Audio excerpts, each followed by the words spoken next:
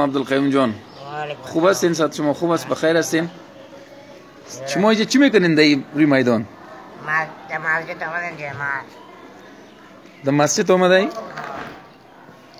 به خاطر جماعت آمده ای؟ بله. خب شما به این حالت به جماعت هر روز میایین؟ بله بله. چند وقت نماز به جماعت میایین؟ 4 وقت. 4 وقت؟ بله.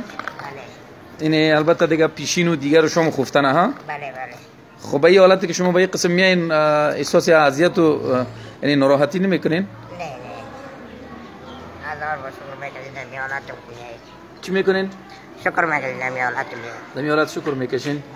خب پیام شما برای او کسایی که دست و پای جور دارن و سوده هستن سر حال هستن این معیوب و معلول نیستن ولی در جماعت حضور به هم نمیرسانن در مسجد حاضر نمیشن تایم نماز برای ادای نماز پیام در اونا چی است؟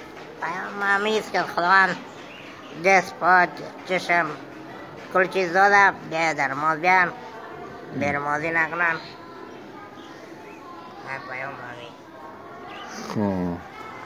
الله پاک از شما راضی باشه، الله پاک از شما خوش باشه. خداوندی زحمت و تکلیفی که در راه نماز و در راه جماعت و مسجد میکشی پروردگاری را سبب رفع درجاتت قرار بده.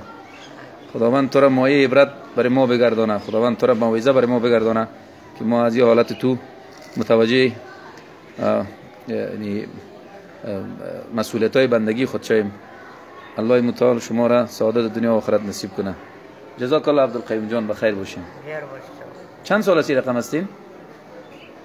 زندگی در سنهای 5 سالگی هم. 5 سال؟ از 5 سالگی تا حالی؟ خب خوشا بالتون که شما به این رقم حالت هم در جماعت مین نه؟ بله. جزاکم الله خیر بدین. السلام علیکم.